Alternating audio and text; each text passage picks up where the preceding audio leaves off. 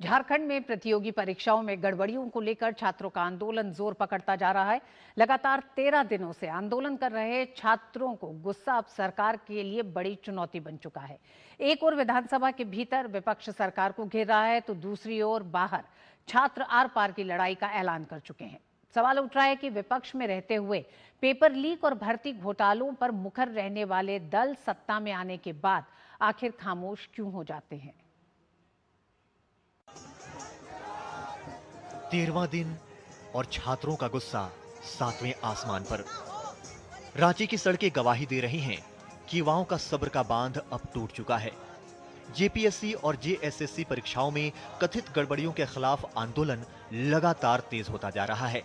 इस बीच 7 अगस्त को आइसा यानी ऑल इंडिया स्टूडेंट्स एसोसिएशन के बैनर तले विधानसभा मार्च और 10 अगस्त को विधानसभा के घेराव का ऐलान कर दिया गया है।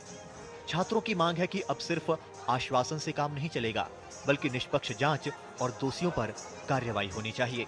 मांग पूरी नहीं होती है तो हम लोग 10 तारीख को विधानसभा करा करेंगे।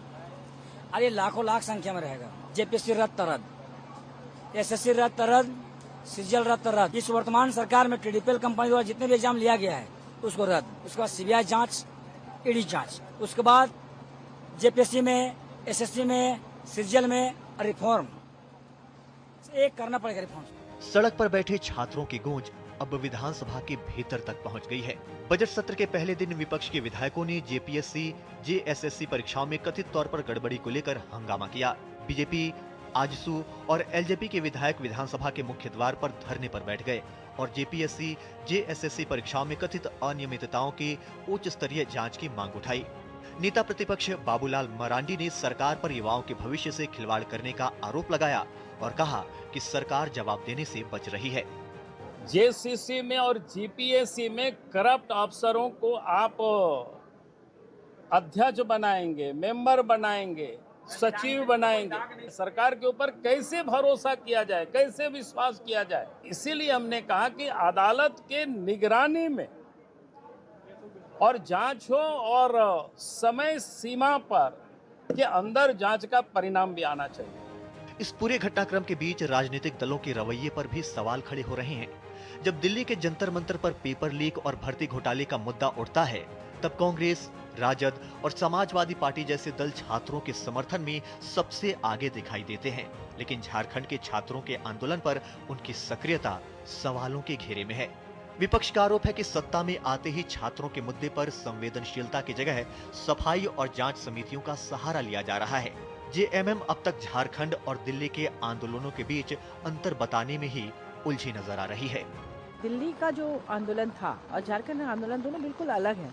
दिल्ली में छात्र आंदोलन लगातार करते रहे, 25-30 दिन तक कोई सूद नहीं ली गई उनकी। जब विपक्ष का दबाव पड़ा, पार्लियामेंट का घेराव हुआ और ये सब कुछ हुआ, तब जाकर उनसे बातचीत के लिए तैयार हुए और जो भी एक्शन हुआ। हमारे यहाँ डे 1 से ही छात्रों के हित में काम हो रहा है। 13-14 दिन तक झारखंड की सरकार मौन रही और राहुल गांधी जी वो बिल्कुल इससे अलग रहे। आप तो जंतर मंतर चले गए, किंतु झारखंड के जो छात्र, हजारों छात्र पिछले 13-14 दिनों से बैठे हैं, उनकी आप तरफ नजर नहीं गई। क्या कारण है? जो छात्रों के हित में बात करते हैं, आंदोलन करने का निर्णय लेते हैं, तो अब राहुल जी, कांग्रेस पार्टी, आपकी सरकार वहां है तो कहां गए आपकी नैतिकता? क्यों नहीं वहां पर कार्रवाई कर रहे हैं? क्यों नहीं मुख्यमंत्री से इस्तीफा मांग रहे हैं? क्यों नहीं अपना समर्थन वापस कर रहे हैं? दो नजरिया मत रखिए राहुल बाबा, आपको एक नजरिया रखना पड़ेगा। नेता प्रतिपक्ष हैं। झारखंड की सियासत में छात्रों का ये आंदोलन अब सिर्फ भर्ती परीक्षाओं का मुद्दा नहीं रह गया है, बल्कि सरकार की विश्वसनीयता और जवाबदेही की भी परीक्षा बन गया है। अगर सरकार जल्द भरोसा बहाल नहीं कर पाती, तो ये आंदोलन राजनीतिक और प्रशासनिक दोनों मोर्चों पर उसके लिए बड़ी चुनौती साबित हो सकता है। ब्यूरो इनपुट के साथ रांची से दिवाकर कुमार की रिपोर्ट, डीडी न्यूज।